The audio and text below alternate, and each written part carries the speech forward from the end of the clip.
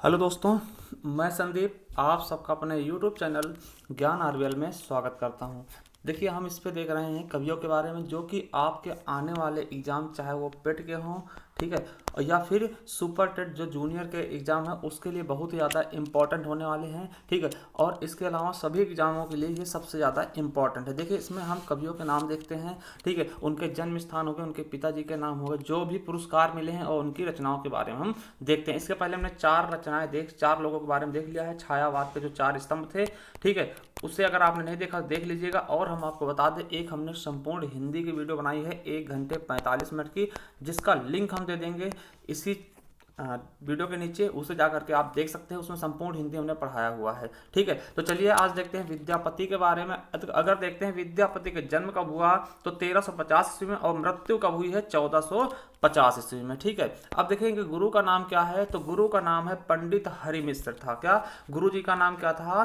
पंडित हरिमिश्र। देखिए, इनका जन्म कहाँ हुआ या फिर निवासी कहाँ के थे, तो आपको बता दें ये बिहार के निवासी थे। बिहार के दरभंगा जिले के विपसी नामक ग्राम में, कहाँ? विपसी नामक ग्राम में रहते थे, ठीक, वहां के ये निवासी थे, ठीक है। तो ये याद रखेंगे। और देखिए, अगर विद्यापति की बात करते थे कहाँ किसके राज दरबारी थे, तो आपको बता दें तिरहुत के राजा शिव सिंह और कीर्त सिंह के राज दरबारी थे। किसके? शिव सिंह और कीर्त सिंह के क्या थे? ये राज दरबारी थे। अब देखिए, विद्यापति शैव धर्म को मानते थे, ये शैव संप्रदाय के कवि थे, ठीक। शैव मतलब क्या होता है? शिव की उपासना करने वाले, ठीक है। अब देखिए, हिंदी में विद्यापति को कृष्ण गीति परंपरा का प्रवर्तक माना जाता है। याद रखेंगे, विद्यापति को कृष्ण गीति परंपरा का प्रवर्तक माना जाता है। और सबसे पहले इन्होंने ये सबसे प्रथम गीतकार भी हैं। क्या? हिंदी के प्रथम गीतकार भी कौन है? विद्यापति जी ही है, ठीक है। अब देखिए, विभिन्न विद्वानों ने विद्यापति को श्रृंगारी, भक्त और रहस्यवादी कवि माना है, ठीक। कोई कहता है कि ये श्रृंगारी कवि हैं, कोई कहता है ये भक्तवादी कवि है, और कोई कहता है कि ये रहस्यवादी कवि हैं। तो इनके हम देखते हैं कौन किसने क्या माना है। तो दोस्तों, अगर श्रृंगारी कवि माने तो कौन कौन मानता है इनको श्रृंगारी कवि मानता है, तो आपको बता दें विद्यापति को हरि प्रसाद शास्त्री हो गए, रामचंद्र शुक्ल जी हो गए, सुभद्रा झा हो गई, और डॉक्टर राम कुमार वर्मा हो गए, राम वृक्ष बेनीपुरी। वो कहते हैं कि विद्यापति क्या है? श्रृंगारी कवि है। क्या है? श्रृंगारी कवि। और वहीं भक्त कवि की बात करते हैं तो बाबू ब्रजनंदन सहाय और श्याम सुंदर दास, वहीं हजारी प्रसाद द्विवेदी जी का कहते हैं कि ये भक्त कवि हैं। कौन? विद्यापति जी, ठीक है। अब वहीं रहस्यवादी कवि की बात करें, कौन इनको रहस्यवादी मानता है, तो जॉर्ज गिडर्सन के बारे में आप लोग जानते होंगे, नगेंद्र गुप्त ये भी मानते हैं, और जनार्दन मिश्र, ये सब क्या कहते हैं कि ये रहस्यवादी कवि हैं। अब देखिए, सबसे इंपॉर्टेंट क्या है? इनके उपनाम की। तो उपनाम इनके बहुत सारे हैं, ठीक है, बहुत सारे उपनाम है। तो चलिए उपनाम देख लेते हैं, क्योंकि उपनाम से क्वेश्चन पूछा जा सकता है, ठीक है। देखिए, बच्चन सिंह ने विद्यापति को जातीय कवि कहा। क्वेश्चन आ सकता है कि जातीय कवि किसने कहा है, तो बच्चन सिंह ने किसको कहा है? विद्यापति को, ठीक है। अब देखिए, महोपाध्याय हरिप्रसाद शास्त्री ने विद्यापति को पंचदेवोपासक कहा। क्या बोला है? पंचदेवोपासक दोस्तों, ठीक है। तो किसने स्वीकार किया है? तो हरिप्रसाद शास्त्री ने, ठीक है। अब देखते हैं, देखिए जो सूर्यकांत त्रिपाठी निराला ने इनकी जो पदावली है, क्या पदावली जो रचना है, पदावली के श्रृंगारिक पदों की मादकता को नागिन की लहर कहा है, ठीक। किसने कहा है नागिन की लहर? तो सूर्यकांत त्रिपाठी निराला ने। किसके लिए? जो विद्यापति की रचना है पदावली, उसके श्रृंगारिक मदों की मादकता को दोस्तों नागिन की लहर कही है, ठीक है। चलिए आगे देखते हैं। देखिए, हजारी प्रसाद द्विवेदी ने विद्यापति को श्रृंगार रस के सिद्ध वाक कवि कहा। क्या इन्होंने कहा है? विद्यापति क्या है? श्रृंगार रस के सिद्ध वाक कवि हैं। किसने कहा? तो हजारी प्रसाद द्विवेदी जी ने इन्हें क्या बोला है कि श्रृंगार रस के सिद्ध वाक कवि हैं, ठीक है। चलिए अगला है, मैथिल की सर्वोपरि होने कारण इन्हें मैथिल कोकिल कहते हैं, और ये इनका नाम बहुत ही फेमस है। क्या है? मैथिल कोकिल भी इनको कहा जाता है, क्योंकि इन्होंने मैथिली भाषा में बहुत अच्छी रचनाएं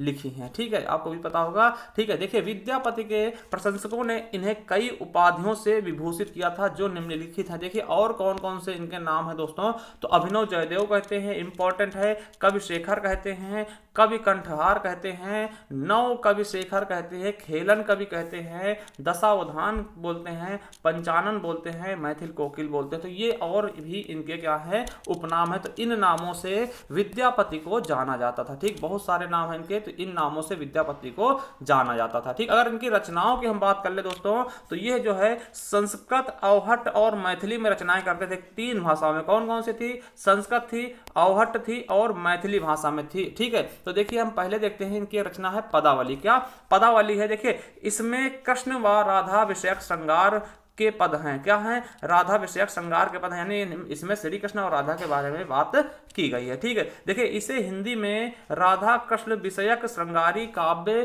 के जन्मदाता के रूप में जाना जाता है। किनको? विद्यापति जी को। ठीक है, और ये मैथिली भाषा में लिखी गई। क्वेश्चन आ सकता है कि पदावली किसमें लिखी गई है? मैथिली भाषा में। ठीक, इतने अच्छे से लिखा था, इसीलिए इनको मैथिल कोकिल की उपाधि भी दी गई। क्या? मैथिल कोकिल की उपाधि भी दी गई। ठीक, अब इन्होंने 3 भाषाओं में लिखा है। तो पहला देखते हैं संस्कृत में क्या लिखा है, तो आपको वो बता दें कि शैव सर्वस्व सार लिखा है, गंगा वाक्यावली लिखा है, दुर्गा भक्त तरंगिणी लिखा है संस्कृत में, भू परिक्रमा, दान वाक्यावली, पुरुष परीक्षा, विभाग सार, लिखनावली और गया पत्तलक, है ना। तो ये इन्होंने संस्कृत भाषा में लिखी। किसने? विद्यापति की संस्कृत भाषा में लिखी। वहीं अगर हम मैथिली की बात करते हैं तो मैथिली में पदावली लिखी, जिसके बारे में आप जानते हैं, बहुत ही प्रसिद्ध रचना है। और गोरक्ष विजय एक नाटक है, इसको लिखा है। ठीक है, अब देखिए अवहट्ट की बात करते हैं तो कीर्तिलता और कीर्ति पताका नाम की 2 रचनाएं इन्होंने अवहट्ट भाषा में लिखी है। ठीक, आपको बता दें कि जो गोरक्ष विजय जो नाटक है ये हमने दिखाया है, इसका जो गद्य भाग है वो संस्कृत में और पद्य भाग जो है वो मैथिल भाषा में लिखा गया, मैथिली भाषा में लिखा गया, यानी ये मिक्सचर लिखा गया है। ठीक, तो इसके बारे में आप याद रखेंगे। चलिए जो छठे कवि हैं उनके बारे में देखते हैं, तुलसीदास। ठीक, कौन है? तुलसीदास। अगर देखिए इनके हम जन्म की बात करें, तुलसीदास के अगर हम जन्म की बात करें, 1532 में जन्म हुआ, 1623 में इनकी मृत्यु हो गई थी। ठीक है, 1532 में जन्म, 1623 में क्या मृत्यु हो गई थी। अब इनके माता पिता की अगर हम बात करते हैं तो पिताजी का नाम क्या था? तो पिताजी का नाम आत्माराम दुबे और माता जी का नाम क्या था? हुलसी था। क्या नाम था? हुलसी नाम था। और देखिए पत्नी इनकी क्या थी? रत्नावली। क्या? रत्नावली पत्नी थी। दीक्षा गुरु नरहरियानंद थे और शिक्षा गुरु कौन थे? शेष सनातन। ठीक, अब देखिए इनका जन्म की बात करते हैं, इनका जन्म बांदा में हुआ था। कहां? राजापुर ग्राम बांदा में हुआ था। आपको पता होना चाहिए, इंपॉर्टेंट है, याद रखेंगे। अब देखिए इनके मित्र कौन कौन थे। क्या मित्र कौन कौन थे दोस्तों? तो आपको बता दें कि ये इनके मित्र थे अब्दुल रहीम खान खाना, आप जानते होंगे। ये कौन थे? नवरत्न थे ना, महाराजा मानसिंह। ठीक है, नाभादास। ठीक है, मधुसूदन और टोडरमल, जो अकबर के क्या थे? वित्त मंत्री थे। ये हम कह सकते हैं कि ये अकबर के ही समकालीन थे। ठीक है, क्या अकबर के ही समकालीन थे, क्योंकि इनके जो दोस्त थे वो ज्यादातर अकबर के नवरत्न ही थे। ठीक है, चलिए अब देखिए तुलसीदास राम भक्ति शाखा के प्रतिनिधि कवि थे। राम भक्ति शाखा के तुलसीदास क्या थे? प्रतिनिधि कवि थे। आपको पता होगा कि इन्होंने ही रामचरितमानस की भी रचना की थी। ठीक, क्या रामचरितमानस की भी रचना तुलसीदास द्वारा की गई थी। ठीक है, अब देखिए रामचंद्र शुक्ल ने तुलसीदास को स्मार्त वैष्णव मानते हैं। क्या? स्मार्त वैष्णव मानते हैं। अब देखिए तुलसीदास के संदर्भ में विभिन्न विद्वानों द्वारा कहे गए कथन, देखिए किस विद्वान ने तुलसीदास के बारे में क्या कहा है वो हम देख लेते हैं, क्योंकि वो देखना बहुत ही इंपॉर्टेंट है। देखिए आचार्य रामचंद्र शुक्ल क्या कहते हैं कि किस हिंदी काव्य की प्रवणता के युग का प्रारंभ तुलसीदास द्वारा हुआ। देखिए इन्होंने बहुत बड़ी बात कही थी कि कहा है कि हिंदी काव्य की जो प्रवणता युग का आरंभ किसके द्वारा हुआ? तो तुलसीदास जी के द्वारा ही हुआ है। नाभादास ने क्या बोला है इनको?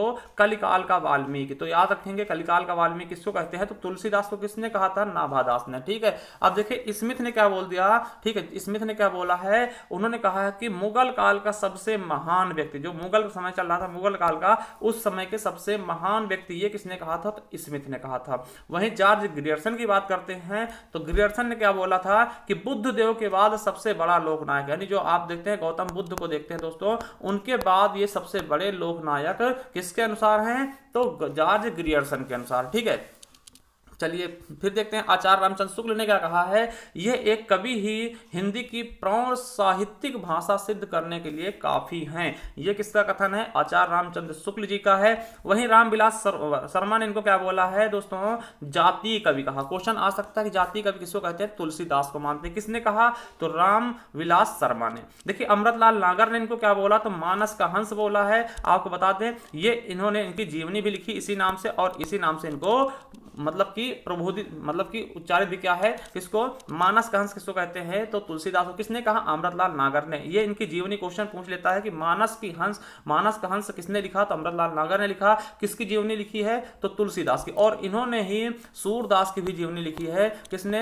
अमृतलाल नागर ने सूरदास जी की भी जीवनी लिखी है। किस नाम से? खंजन नयन के नाम से। किससे? खंजन नयन के नाम से। तो ये भी आपके लिए बहुत ही ज्यादा इंपॉर्टेंट है, याद रखिएगा। ठीक है, चलिए अब देखते हैं। देखिए लाला भगवान दीन व बच्चन सिंह ने इनको रूपकों का बादशाह कहा। क्या? रूपक अलंकार होते हैं उसका बादशाह कहा। तो याद रखेंगे भगवान दीन और बच्चन सिंह ने क्या बोला है? रूपकों का बादशाह। किसको बोला? तुलसीदास को। ठीक है, आचार्य रामचंद्र शुक्ल ने इन्हें अनुप्रास का बादशाह बोला है, क्योंकि इन्होंने अनुप्रास अलंकार का बहुत ज्यादा वर्णन किया है। वहीं डॉक्टर उदय भानु सिंह ने इन्हें उत्प्रेक्षाओं का बादशाह बोला, उत्प्रेक्षा अलंकार का बादशाह बोला। देखिए आपको बता दें कि एक बार जब इनकी शादी होती है दोस्तों, जो इनकी पत्नी होती है रत्नावली, वो अपने मायके चली जाती है, उसका भाई लेने आ जाता है तो अपने मायके चली जाती है। तो देखिए वहां पर ये तुलसीदास जो है अपनी पत्नी के वियोग को सह नहीं पाते और वहां पहुंच जाते हैं वो उनसे मिलने। ठीक है, तो देखिए वो इनको धिक्कारते हुए क्या बात बोलते हैं, जब से वो क्या हो जाते हैं, वो राम की भक्ति में लीन जाते हैं। देखिए लाज ना आवत आपको दौरे आयो साथ,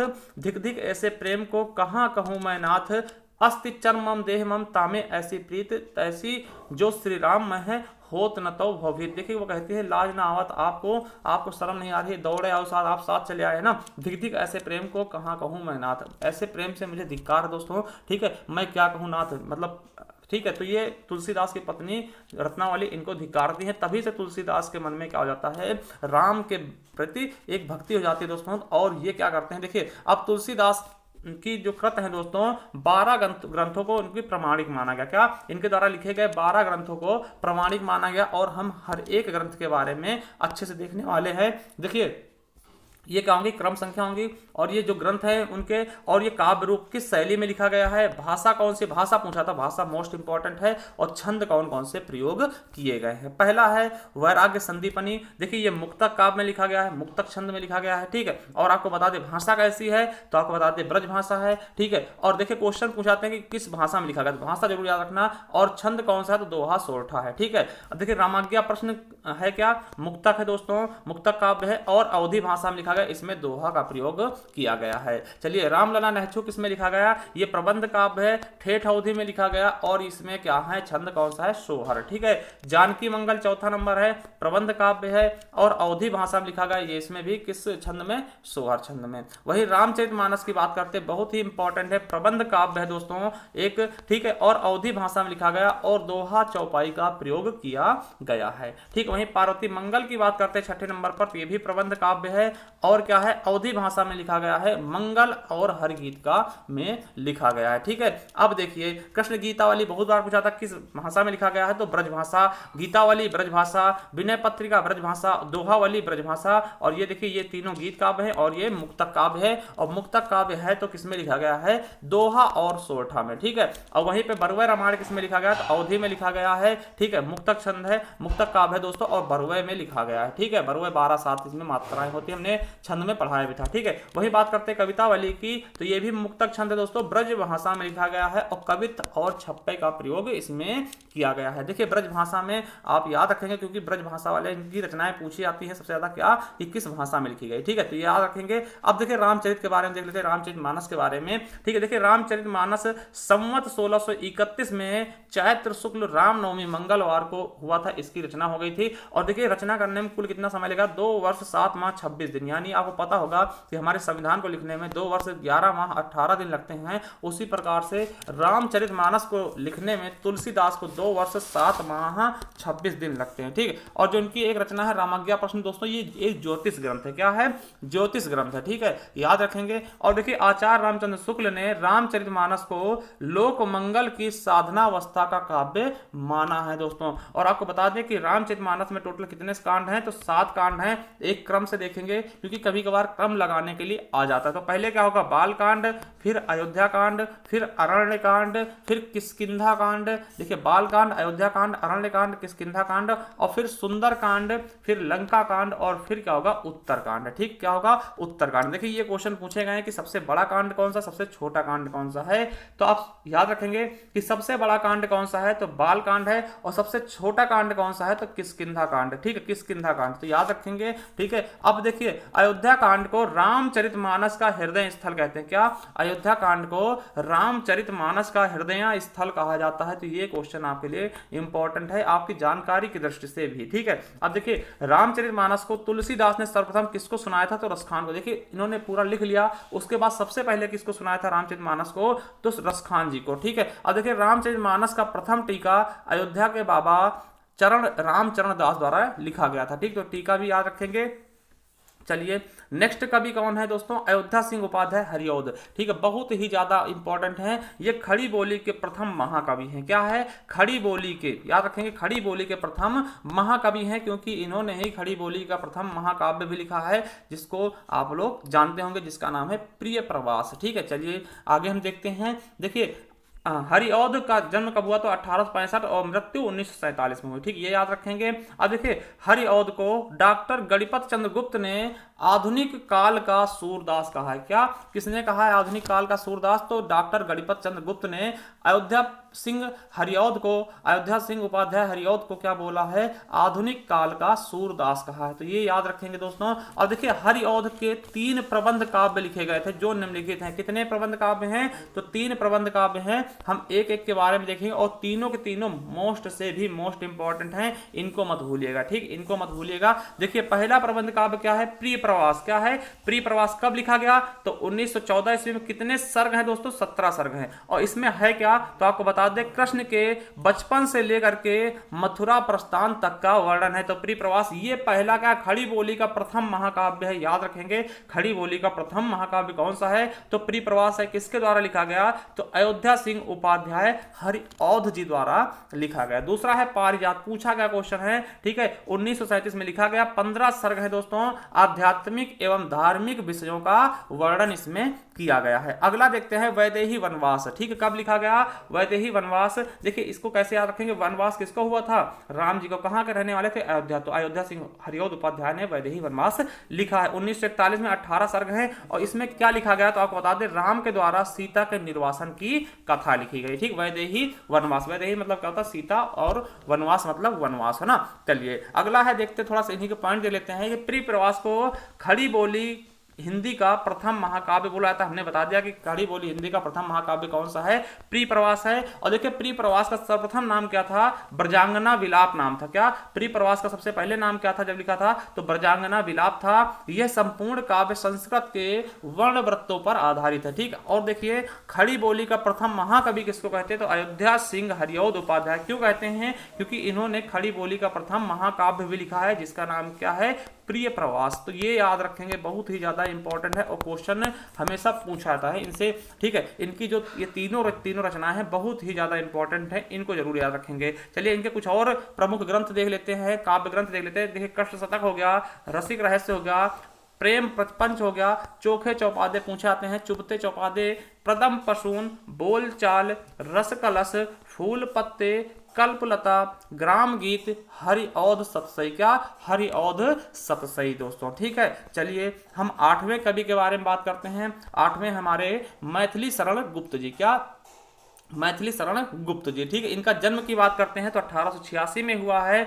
मृत्यु की अगर बात करेंगे तो 1964 ईस्वी में हुआ। क्या, 1964 ईस्वी में हुआ। इनके अगर उपनाम की बात करते हैं, इनका नाम है राष्ट्र कवि के नाम से जानते हैं दोस्तों। ठीक है, दद्दा के नाम से जानते हैं, और रस केंद्र के भी नाम से इनको जाना जाता है। क्या, राष्ट्र कवि, दद्दा और रस केंद्र के नाम से भी इनको पहचाना जाता है, जाना जाता है। अगर जन्म की बात कर ले तो 1886 में चिरगांव झांसी में इनका जन्म होता। कहां, 1886 में चिरगांव झांसी में हुआ था। पिता का नाम क्या है तो राम शरण दास है दोस्तों, और गुरु इनके कौन थे तो महावीर प्रसाद द्विवेदी दोस्तों, हमारे रायबरेली वाले, ठीक है। महावीर प्रसाद द्विवेदी जी का जन्म अपने रायबरेली में हुआ था, ठीक। तो ये इनके क्या थे, गुरु जी थे। अब देखिए प्रथम कविता कौन सी थी इनकी तो हेमंत थी, 1905 ईस्वी में इन्होंने लिखा था। अगर इनके काव्य ग्रंथ की बात करते हैं तो रंग में भंग, जयद्रथ वध दोस्तों, किसान हो गया, ठीक है, विकट भट्ट हो गया, गुरुकुल हो गया, साकेत मोस्ट से भी मोस्ट इंपॉर्टेंट क्या है साकेत, भारत भारती बहुत ही इंपॉर्टेंट है, भारत भारती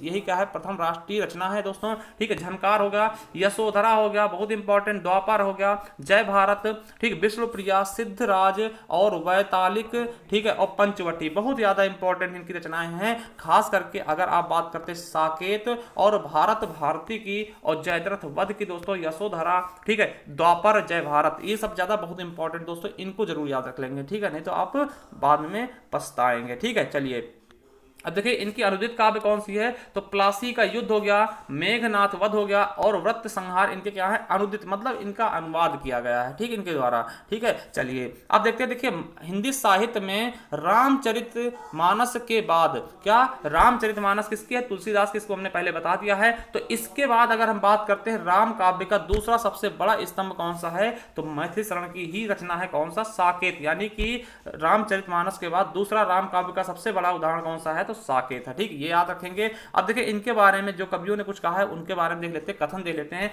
जैसे आचार्य रामचंद्र शुक्ल ने गुप्त जी को सामंजस्यवादी कवि कहा, क्या, सामंजस्यवादी कवि कहा, किसने कहा तो रामचंद्र शुक्ल ने, ठीक है। अब वहीं डॉक्टर नगेंद्र ने साकेत रचना को जनवादी काव्य कहा, क्या बोला है डॉक्टर नगेंद्र ने साकेत को क्या बोला है जनवादी काव्य कहा है, ठीक है। वहीं देखिए मैथिली शरण गुप्त स्वयं क्या बोलते हैं तो कौटुंबिक कवि मात्र बोलते हैं, ये स्वयं कहते हैं कौटुंबिक कवि मात्र दोस्तों, ठीक है। अब देखिए गुप्त जी ने द्विवेदी काल में हर गीत का छंद का बादशाह कहा जाता है, गुप्त काल को क्या, गुप्त जी को, ठीक है, द्विवेदी काल का हर गीत का छंद का बादशाह भी कहा जाता है, तो ये भी याद रखेंगे। और देखिए जो मैथिली शरण गुप्त जी हैं इन्होंने भारत भारती में क्या लिखा है तो आपको बता दें, मैथिली शरण गुप्त ने भारत भारती लिखने पर महात्मा गांधी ने इनको राष्ट्र कवि कहा था, ठीक, तो याद रखेंगे जो भारत भारती इन्होंने लिखी थी इसी के लिए महात्मा गांधी ने इन्हें राष्ट्र कवि की उपाधि दी थी। तो याद रख लेंगे कि मैथिली शरण गुप्त को राष्ट्र कवि की उपाधि किसने दी तो किसने दी थी दोस्तों, महात्मा गांधी ने, ठीक है। चलिए अब देखते हैं गुप्त जी ने बांग्ला कवि माइकेल मधुसूदन दत्त की रचनाओं का मधुप नाम से अनुवाद किया, किस नाम से, मधुप नाम से अनुवाद किया, ये याद रखेंगे। और गुप्त जी ने कार्ल मार्क्स की पुत्री क्या जयनी पर जयनी नामक काव्य लिखा है, क्या लिखा है जयनी नामक काव्य लिखा है, तो ये भी याद रखेंगे, इंपॉर्टेंट है एक एक चीज। उसके बाद दोस्तों हम आपको बता दें कि देखिए ये सब हम अपने जो ई बुक है हिंदी साहित्य की उसी में से लेकर के आ रहे हैं। अगर आप ये ई बुक परचेस करना चाहते हैं तो आप परचेस कर सकते हैं दोस्तों, क्योंकि देखिए ये जो है आपके आने वाले एग्जाम, चाहे वो सीटेट हो, नेट हो, टीजीटी, पीजीटी, हिंदी, यूपीएसआई, किसी भी एग्जाम के लिए जहां पर आपका हिंदी साहित्य पूछा जाता है, ठीक है। तो इसमें आपको मिलेगा क्या क्या वो हम बता दें। देखिए इसमें हिंदी साहित्य का इतिहास, पूरा का संपूर्ण हिंदी साहित्य का इतिहास होगा। उसके अलावा आपको इस बुक में सभी प्रकार के पुरस्कार मिलेंगे, जैसा कि आपने देखा होगा जो आने वाले जो एग्जाम आए थे, ठीक है, जो जेल वार्डन के, उसमें सभी पुरस्कार पूछे गए, तो इसमें सारे सारे पुरस्कार भी होंगे, चाहे वो ज्ञानपीठ हो, साहित्य अकादमी पुरस्कार हो, व्यास सम्मान हो, भारत भारती हो, ठीक, मंगला प्रसाद पारितोषिक हो, या फिर अन्य टोटल 8 प्रकार के पुरस्कार इसमें शामिल किए हैं। और इसमें कवि और उनके उपनाम भी हैं, जन्म स्थान भी हैं, रचनाएं हैं और संपूर्ण हिंदी साहित्य का इतिहास भी इसमें शामिल किया है। इसके अलावा दोस्तों इसमें हिंदी में प्रथम क्या है, हिंदी में प्रथम कवि, हिंदी में प्रथम रचना, तो उस प्रकार के 135 पॉइंट भी हमने इसमें शामिल किए हैं। अगर आप परचेस करना चाहते हैं आप हमें इस नंबर पर व्हाट्सएप कर सकते हैं, ठीक है। इसका जो मूल्य है 50 रुपए हमने रखा है ई बुक का, ठीक है। और देखिए आप अगर संपूर्ण हिंदी देखना चाहते हैं एक ही वीडियो में दोस्तों, तो उसका हम लिंक नीचे दे देंगे, या फिर आप हमारे इस चैनल पर जा सकते हैं ज्ञान एजुकेशन आरबीएल पर, यहाँ पर आपको संपूर्ण हिंदी 1 घंटे 45 मिनट के है, उस पर जाकर के आप विधिवत तरीके से देख सकते हैं। चलिए थैंक यू, धन्यवाद। अगर वीडियो पसंद आए तो लाइक कर देना, कमेंट करके जरूर जाना, आप ये बताइएगा कि आपको वीडियो कैसी लगी। थैंक यू, धन्यवाद।